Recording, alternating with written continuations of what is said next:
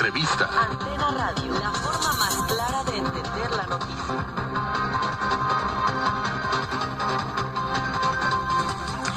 Para combatir con mayor eficacia el delito de defraudación fiscal, hay un reto para la próxima administración que consiste en impulsar reformas al artículo 108 del Código Fiscal de la Federación. Esto lo consideran expertos, especialmente Abimael Zavala Martínez, integrante del Ilustre y Nacional Colegio de Abogados de México, quien hoy tenemos el gusto de saludarlo en la línea telefónica. Agradecemos pues esta entrevista. ¿Cómo está, abogado? Muy buenas tardes. Muy buenas tardes. Gracias, bienvenido, gracias. Gracias, abogado, buenas tardes. Julieta y Enrique, buenas tardes. Muchas gracias. Un saludo para ustedes y todo su auditorio. Muchas gracias por su colaboración en este espacio. Al delito de dejar de pagar la contribución tributaria se le llama defraudación fiscal, siempre y cuando se acredite que se hizo a través de engaños o aprovechamiento de error. Es decir, si las personas dejan de pagar impuestos, caen en este ilícito, abogado. Mira, hay dos delitos, o sea, el delito de defraudación fiscal genérico y el delito de defraudación fiscal específico. El genérico está previsto en el artículo 108, que establece que comete este delito quien con uso de engaños o aprovechamiento de error omita total o parcialmente el pago de una contribución. En este delito de defraudación fiscal se requieren estos elementos: uso de engaños o aprovechamiento de error. En el otro delito que está previsto en el 109 del Código Fiscal de la Federación, se establece que comete este delito quien consigna ingresos acumulables menores a los realmente obtenidos o determinados. Y eso tiene que ver con el tema de que ahí no se requiere algún engaño o algún aprovechamiento del error. Simplemente cuando tú consignas en tu declaración una cantidad menor a la que te corresponde, eso establece el delito de defraudación fiscal equiparable. ¿Hay en esto la posibilidad de mala fe o de buena fe? Claro, o sea, simplemente el hecho de tú, por un error, consignar una cantidad menor a la que realmente te corresponde pagar en tu declaración, te ubicas inmediatamente en la defraudación fiscal equiparable prevista en el artículo 109 del Código Fiscal de la Federación. Y corriges pagando, seguramente con multas o recargos, supongo. Bueno, independientemente de que tú pagues el monto del crédito, si ya se inició una acción penal, tú tienes que llevar el proceso independientemente de que ya hayas cubierto el monto del crédito. Okay. Abogado, ¿cuáles son algunos de los delitos que más frecuentemente se cometen en nuestro país, pues que tengan que ver con la contribución tributaria o con la recaudación de impuestos? ¿En qué caemos los mexicanos? Mira, y a veces no reparamos en ello, abogado. Así es, mira. El delito fiscal más recurrente es el delito de defraudación fiscal equiparable previsto en el 109.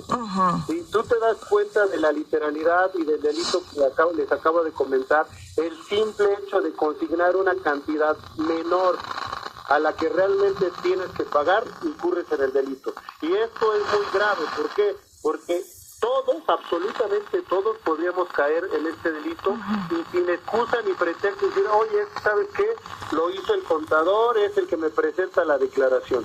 Por eso es importante que todos los contribuyentes revisemos a cabalidad cuando presentamos las declaraciones. Nos sentemos con nuestro contador para saber cuánto va a pagar, por qué se va a pagar y en caso las deducciones que se tengan o las pérdidas fiscales que se tengan.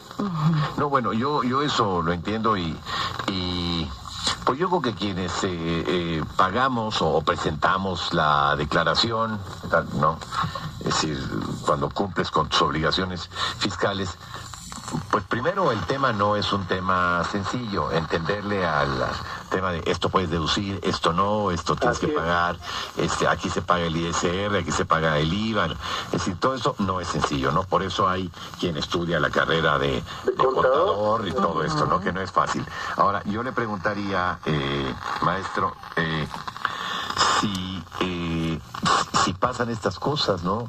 Es decir, vamos a pensar que un empleado de una compañía donde le retienen a él sus impuestos, ¿no?, de su sueldo. Sí. Bueno, él tendrá que presentar de todos modos su declaración, ¿no? Si por ahí hay un error del contador, pues yo creo que esto no será infrecuente, ¿no? O que él esté ajeno de la situación, pues, de su... ¿no? Pasa, ¿cómo es el criterio de la autoridad, en todo caso, cuando hay este tipo, a lo mejor, pues, podríamos decir, de omisiones fiscales, y se presentan ante la autoridad con este tipo de circunstancia? Mira, existe este tema es muy importante el que me comentan, porque en México, por ejemplo, no hay un límite, o sea, no hay un mínimo para realizar una acusación penal. El artículo 108 establece los montos de las penas y establece como prisión, una pena de prisión de 3 meses a 2 años, cuando el monto de lo defraudado no exceda de 1.734.000, no exceda de 1.734.000, pero no establece un mínimo, lo cual sí sería necesario.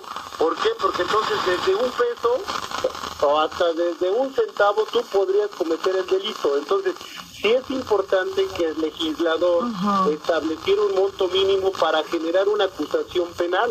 Exacto, es real. Ahora, vamos a otro asunto que tiene, no sé si que ver directamente, pero que también es un delito, y en México se comete frecuentemente, abogado, y que tiene que ver con el lavado de dinero. Claro. ¿Cuáles son los determinantes en este rubro en nuestro país y cómo nos afecta? Sería obvio, pero tiene distintas matices que hay que conocer. Claro, mira, el delito de lavado de dinero se comete por aquella persona o por aquel grupo corporativo que trate de dar la apariencia que de los recursos que obtiene de una actividad ilícita, llámese narcotráfico, llámese un delito de corrupción, o inclusive lo están estableciendo lo de defraudación fiscal, de la apariencia que esos recursos derivan de una actividad lícita, de una actividad regulada, de la actividad comercial a la que se dedica. Ese es el lavado de dinero. Pero tenemos un gran problema ahí, porque para acreditarlo por parte del Ministerio Público, de la Fiscalía, tiene que acreditar que la persona que está lavando el dinero lo haga con conocimiento, o sea, a sabiendas de que los recursos que obtiene de forma ilícita tengan este origen. De lo contrario, pues no se acredita la conducta. ¿Me explico? Y además se establece que esos recursos que derivan de una actividad ilícita tenga un indicio fundado o la certeza de que provienen de la comisión de un delito. Y esto implica que la Fiscalía acredite previamente el delito de origen, es decir, llámese narcotráfico o llámese un delito donde participa la delincuencia organizada, para con posterioridad acreditar el delito de lavado de dinero. Entonces, sí tiene una estructura compleja para su acreditamiento, y esto ha dificultado para el Ministerio Público y para los fiscales poder acreditar el delito de lavado de dinero. Y este está pues muy ligado al tema de la defraudación fiscal, y de defraudación fiscal. Bueno, sí, pero digamos que la actividad delictiva va muy ligada al del narcotráfico, maestro. Así es. O sea, el año pasado, este año se presentó el informe del Grupo de Acción Financiera Internacional, del cual México es parte, y se evaluó a México para saber qué acciones estaba tomando o estaba realizando para erradicar el delito de lavado de dinero. Y ahí se estableció que, por ejemplo, en el año de 2016, en México se lavaron aproximadamente 57,000 millones de pesos, lo que equivale a 2 veces el presupuesto de la Secretaría de Hacienda y Crédito Público. Entonces, sí es una tarea importante que tiene que hacer el gobierno mexicano, pero también tiene que hacer una estructura jurídica muy importante. Mira, por ejemplo, el delito de defraudación, en el artículo 108 del Código Fiscal de la Federación se establece que se presume cometido el delito de defraudación fiscal cuando haya recursos de procedencia ilícita, es decir, lavado de dinero. ¿Qué podríamos entender de esta concepción?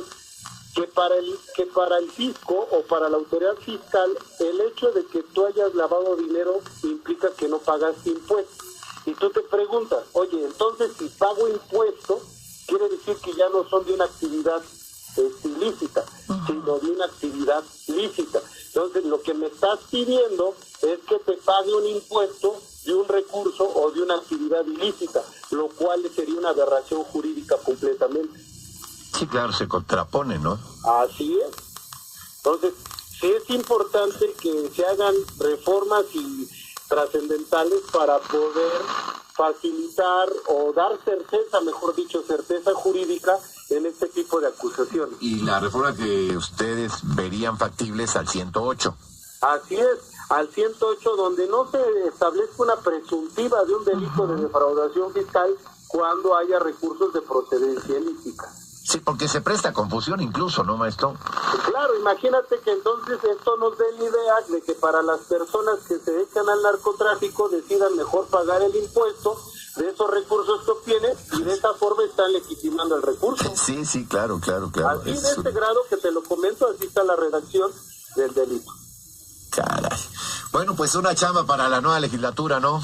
Así es. Y para el nuevo gobierno, que he visto que trae buenas iniciativas y ojalá las puedan materializar por el bien y la seguridad de todos. Bueno, pues ahí está. Maestro Zavala Martínez, gracias por tomarnos la llamada. Un placer, buenas tardes y un Muchas saludo. gracias. Muchas gracias. Al contrario, a sus órdenes. El abogado Abimael Zavala Martínez, integrante del Ilustre y Nacional Colegio de Abogados de México, el INCAM. Bueno, pues son las 18. Sí, bueno, tienes razón, ¿no? Fíjate, si tú ya pagas sobre eso, pues ya deja de ser un ilícito, se convierte o parte la de eso. diferencia Pues ya, radica ya en no, el ya no pequeño dabas detalle de... sí, claro, no, es una figura jurídica, Y es nuestra pues que habrá que responsabilidad, meterle mano. claro. Bueno, son las 18:47 minutos.